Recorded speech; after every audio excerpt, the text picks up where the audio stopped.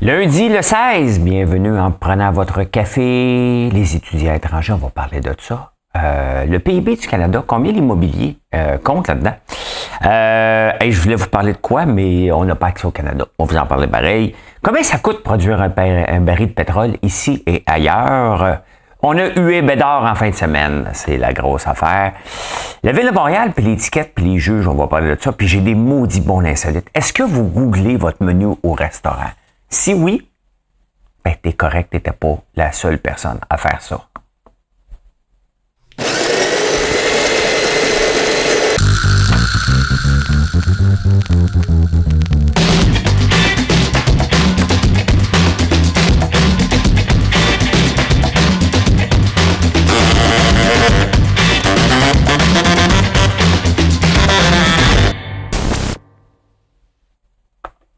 Bien entendu, c'était le moment où je m'installais et c'était le moment où que vous aviez le temps de faire un like. Si vous ne l'avez pas fait, je peux prendre une pause.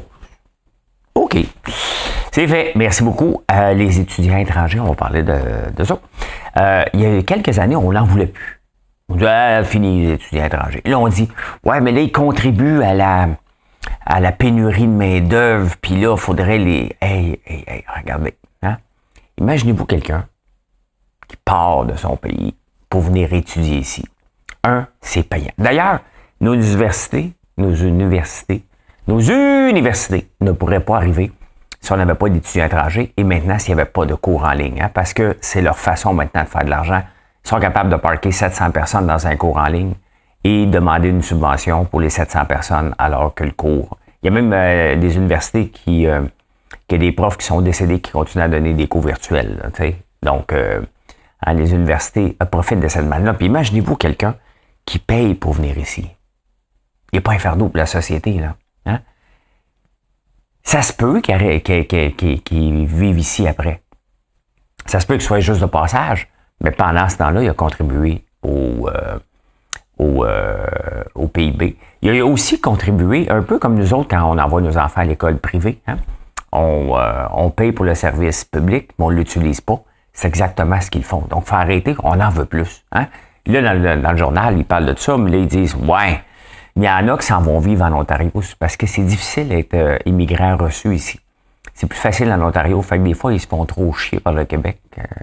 Tu n'entendras pas ça aux nouvelles. Mais c'est Michel Bérère, là, quand il fait le fil à nouveau. Les étudiants se font trop chier, fait que... J'ai le droit. Fait que c'est ça. Hein? Ben non, on en veut des étudiants étrangers. Sont les bienvenus parce qu'ils contribuent à la pénurie de logements. Ben non, OK?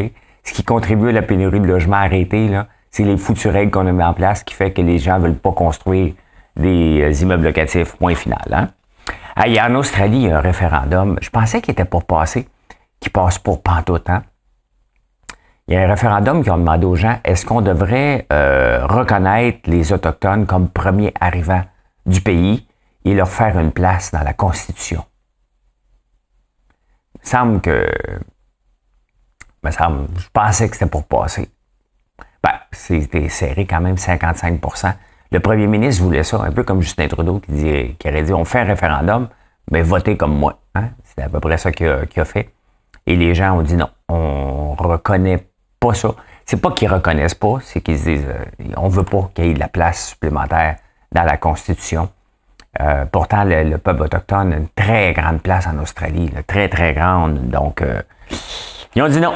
Ils ont dit non. C'est l'art de diviser. Un référendum, là, tu fais ça normalement parce que tu veux t'assurer que tout le monde est d'accord, mais ça divise plus le pays. Regardez, on chicane encore ici depuis 1995 sur le référendum volé de la séparation. Là. Donc, voilà. Hein?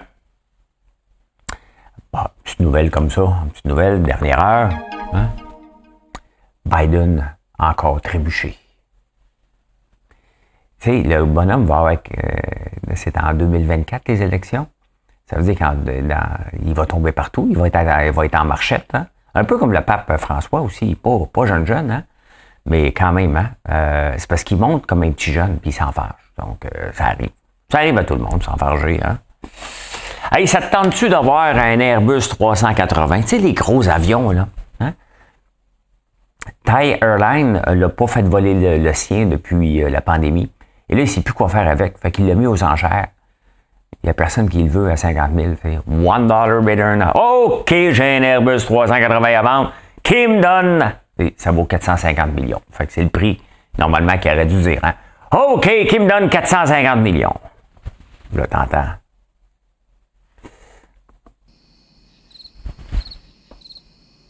OK, je vais l'offrir. Qui me donne 250 millions?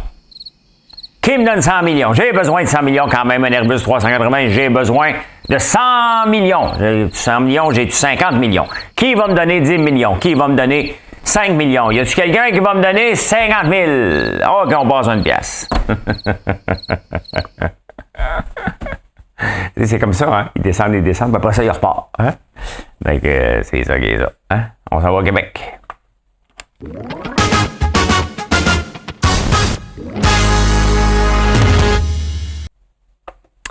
Au Québec. La Ville de Montréal, vous savez que mon fils a eu un ticket de stationnement en déplaçant l'auto devant chez nous. Le vendredi, tu n'as pas le droit entre 7h et 9h le matin. Ben, 90 piastres. Il est responsable. Fait qu'il m'a le payé. Il l'a mal payé.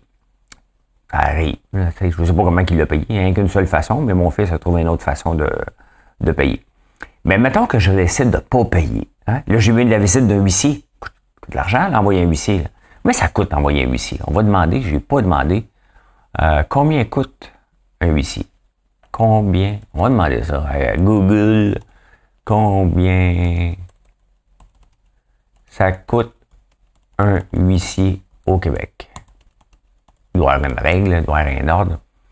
Pour la désignation, quel est le prix d'intervention d'un huissier? Bon, j'ai juste le prix. Ben écoute, c'est 74 € en France. Je vois ici combien que c'est. Les honoraires de huissier de justice. Ils ont des honoraires. Comment ça coûte? 75 piastres de l'heure. Lorsque le présent l'honoraire à taux horaire se fixe, il doit y avoir des déplacements avec ça. Les honoraires, le transport fixé à 63 cents de kilomètre. Les frais de transport à 1,9 $. Donc, je sais pour moi comment ça a coûté là, pour me faire déplacer un huissier. J'étais juste... Même, je pensais même pas... je pensais que c'était payé. Deux, je pensais pas que c'était... même quand il est venu, je pensais pas que j'étais en retard quand je pensais qu'il était payé. Donc, ça coûte de l'argent. Admettons que je le conteste. Donc, il y a l'huissier qui est venu. Hein? Après ça, je m'en vais devant un juge. Je conteste. Parce que n'importe quoi. Hein? Ben ça coûte de l'argent aussi. Ça a l'air de rien, c'est un petit 4 millions. Ben, l'huissier a peut-être coûté un 4 millions. Parce que tout le monde qui se rend en cours a eu la visite d'un huissier avant. Ben, vous voyez probablement qu'on peut économiser un 8 millions en changeant ça. L'Ontario l'a changé les règles. Pour, le huissier, ça n'a complètement pas de sens. Là. Mais a changé les règles que c'est devant un régisseur. Au lieu d'être un juge, là, c'est un fonctionnaire qui est capable de juger. Là. Regarde, tu veux vraiment une étiquette. Monsieur le juge, on déplace-tu des cours de justice pour étiquette non payée? Là? C'est ridicule. Donc, voilà. Hein? La Ville doit chercher 115 millions, mais ça a l'air de rien rapidement. Après récolter un 8 millions de moins. Tu sais, quand tu cherches des économies, là, c'est pas tout le temps, on va mettre la hache dans les fonctionnaires. Eux autres, ils ont fait une compression, un gel d'embauche. Il n'y a rien de moins stable qu'un gel d'embauche. Là. Dès que tu as dit gel, tu viens d'en embaucher 150 de plus. Là. Donc, c'est un paquet de petites choses comme ça. Et c'est pour ça que la Ville de Montréal est mal gérée. C'est gérable même, la Ville de Montréal, en coupant un peu partout. Comment vous pensez qu'on réussit comme entrepreneur? Toutes les virgules, on les coupe parce que ça dépend de notre chiffre d'affaires à la fin. C'est comme ça qu'on réussit. Et c'est comme ça qu'on meurt aussi, en faisant pas attention aux virgules, aux détails. Hein? Qu'est-ce que j'ai marqué? Ah, tu sais, tous les journaux ont des sections payantes maintenant, ou sections abonnés. Normalement, c'est du contenu exclusif que tu trouves pas ailleurs, que tu dis, oh my God, faut que j'aille là, il faut que je m'abonne, il faut que je crée mon compte. Et il y avait un article sur billet.ca, comment ça coûtait cher, puis le billet platine est dans le plafond du Centre Bell. Fait que je dis, ah tiens, allez le lire. Réservé aux abonnés. Il y a le Financial Times, puis il y a le Journal de Montréal. Hey, gros week-end à Montréal, gros week-end. On a eu la chance d'avoir Connor McDavid. Connor Bedard. McDavid, il joue à Edmonton. Connor Bedard est le numéro 1 drafté cet été. Et on l'a eu 8 la soirée. Le Twitter X est plein de commentaires. Mais on fait pas ça, puis tout ça. Mais pourquoi? D'ailleurs, pourquoi que les gens font ça? Tu as la chance de voir une sensation, un jeune qui va t'émerveiller. C'est ce qu'on veut, puis on l'a eu. Je comprends pas. Il n'y a rien à comprendre, Tabaslac. Rien à comprendre. On s'en va tomber sur la tête.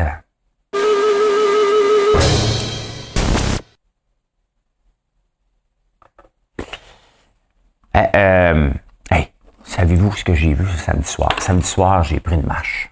Pas loin. Hein? J'étais voir l'atelier. J'aime ça y aller le samedi soir. T'as moins, tabarnouche. J'ouvre la porte, puis je me promène. Je regarde, hein? Comment je peux améliorer, puis qu'est-ce qu'on doit faire. Puis je suis allé manger un œuf de dragon. Ben oui, je vais le taguer dans la vidéo. Là. Ça dit, c'est quoi un œuf de dragon? Tu regarderas ça. Mais j'ai aussi vu hein, un chat. J'ai plusieurs chats ici maintenant. Dehors, pas dans l'usine. Et j'avais un chat tout fier me regarder avec une souris dans la bouche. Hein? Et ça, honnêtement, c'est le meilleur contrôle que tu peux pas avoir. Surtout à cet ainsi de l'année, les souris veulent rentrer dans la maison. Avant, j'en avais toujours dans ma maison ici. Tout le temps. Il n'y avait rien à faire. C'est une vieille maison. Qu'est-ce que tu veux qu'on fasse? Mais j'étais pas le seul. Hein? Maintenant, il n'y en a plus. Il n'y en a plus pantoute. Voir une souris sur le comptoir là, dans la nuit, quand tu te lèves pour prendre un café, c'est pas intéressant pantoute. Puis, c'est ça. Hein? Mais je vous ai parlé de la Ville de Montréal, qui a une augmentation de 800% des souris parce qu'on a enlevé les pesticides pour les tuer. Il y a Londres qui ne sait plus quoi faire non plus. Hein? Ça rentre dans la maison, ça rentre partout. Il y a une infestation. New York, je ne sais pas s'ils cherchent encore, ils cherchent un VP pour l'extermination des rongeurs. Payer 170 000 $ par année quand même. Fait que, tu sais, on est prêt avec ça. Est-ce que c'est le retour des rongeurs? Qu'est-ce qu'on va faire? Hein? Ça se reproduit en tabarnouche. Tu ne peux pas les laisser aller à l'infini, eux autres. Là. Donc, quand même, hein? C'est pas chic. Hein? À Marseille, ils sont pris, en France, eux autres sont pris avec des punaises. À Marseille, j'ai vu des photos, là, des matelas qui traînent partout, les punaises de lit. Ils même désinfectent les avions maintenant qui partent de Paris vers Londres pour pas en avoir en Angleterre, des punaises de lit. Donc, c'est spécial ce qu'on vit. Hein, tu sais. J'ai vu le film, c'est-tu Tchernobyl? Ou, en tout cas, j'ai déjà vu une série où on laisse aller la place, puis on regarde, pas par le vouloir, mais des villes abandonnées, je pense que c'est Tchernobyl, puis tu regardes après, la nature qui reprend ses droits, mais ça prend pas de temps. Donc, il ne faudrait pas laisser les souris reprendre leurs droits dans les villes. Hein?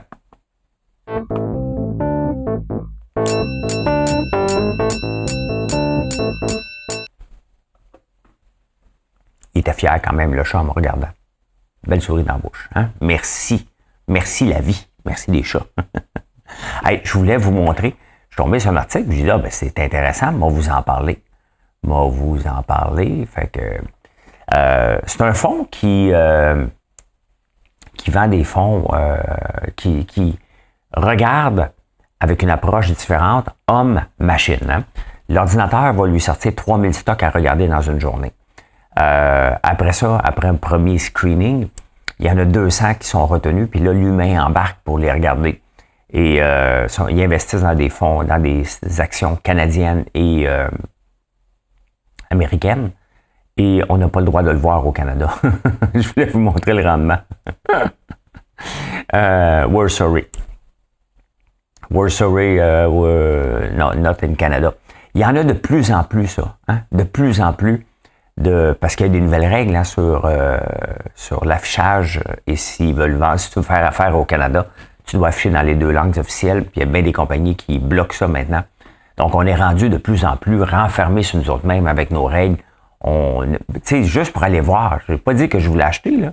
Je voulais juste aller voir, bang, c'est barré bien raide. Hein? Donc, il y a beaucoup de 403, des erreurs 500. C'est tout relié aux nouvelles lois. Hein? Tout relié aux nouvelles lois. Comment ça coûte produire un baril de pétrole? Hein? Il y a Un baril de pétrole coûte entre, je vais vous le dire. Je vais vous le dire ici. Il n'y a rien à faire dans le ciel à soir. Parce que le baril de pétrole est à peu près 85$ en ce moment que ça se vend. Pour le produire, le moins cher, c'est l'Arabie Saoudite, entre 5 et 10 $. Le Koweït, entre 8 et 12 $. L'Iran, 10 à 15$ le baril. On s'en va...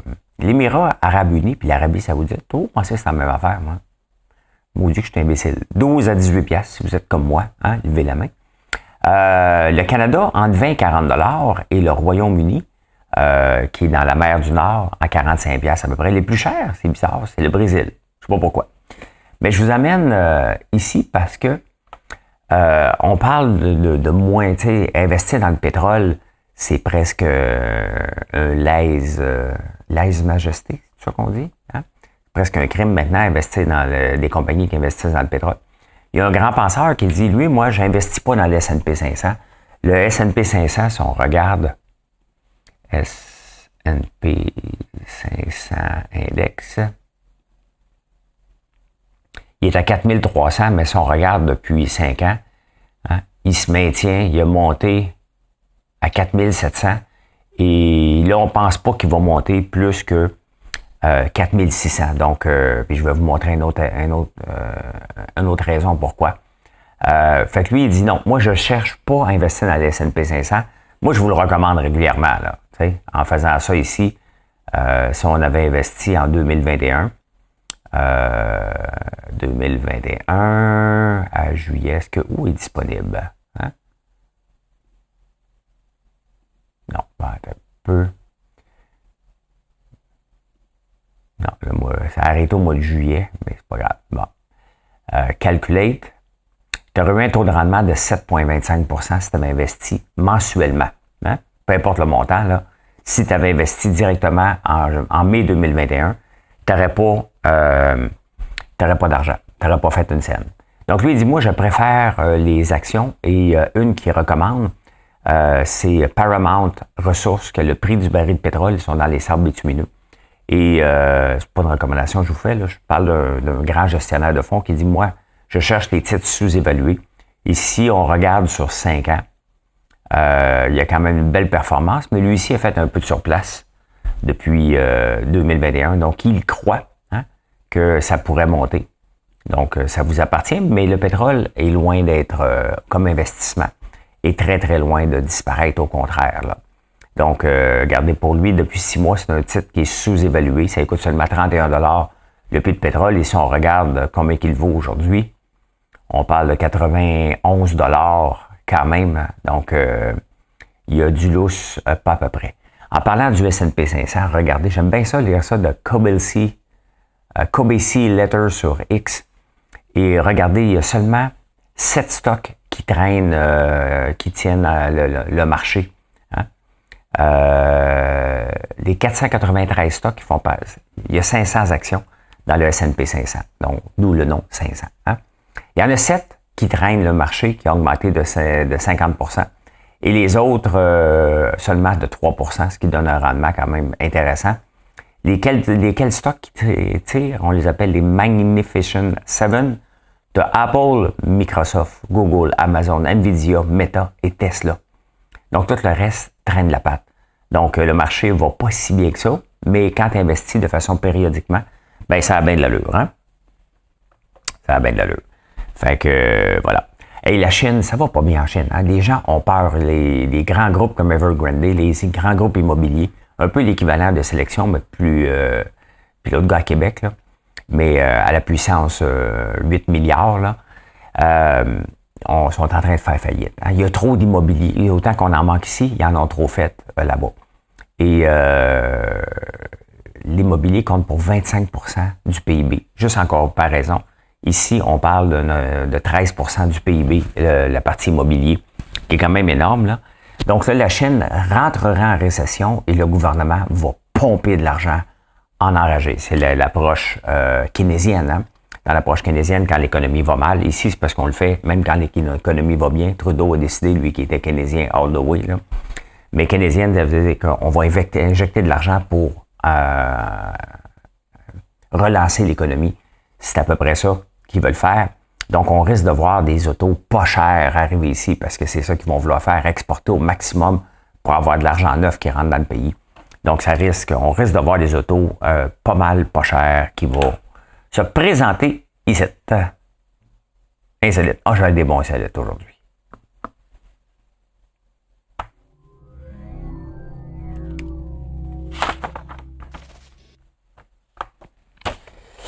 Ah, les insolites. Hey, écoutez, dans l'État du Pennsylvanie, tirer au tarot, tu sais, quand on tire au tarot, on tire aux cartes ou la boule de cristal, on dit, oh, tu vas être riche. Je vois que tu vas faire un placement dans l'Auto-Québec et tes numéros chanceux, on te le cède. Hein? Mais la police est débarquée chez MX, hein? Un autre MX. Comment il s'appelle? MX Laurence, qui est aussi très populaire sur TikTok. Puis MX Laurence faisait des prévisions financières. Et la police a dit, t'as pas le droit. Fait qu'ils sont débarqués. C'est pas la première fois. Ils sont sévères des fois. Hein? C'est un vieux jugement, mais c'est parce que le monde pourrait être influencé. Hein? Comme moi, j'ai pas le droit de vous faire des recommandations. Je peux vous dire ce que je fais. Je peux vous dire en public. J'ai le droit de vous dire, voici, c'est intéressant. Mais en privé, je pourrais pas te dire. Si vous m'écrivez en privé, je vous donnerai jamais de recommandations. C'est pas légal. Hein? Moi, j'ai un tuyau. Hein? Ça, c'est encore pire. Hein? C'est encore pire. Ah. Êtes-vous stressé? Ben, une nouvelle étude qui vient de prouver. Qui vient de démontrer quand même que notre stress diminue de 3 fois. Je vais vous montrer ce qu'il faut faire. Pendant 4 secondes, tu inhales. Hein? On va partir ça.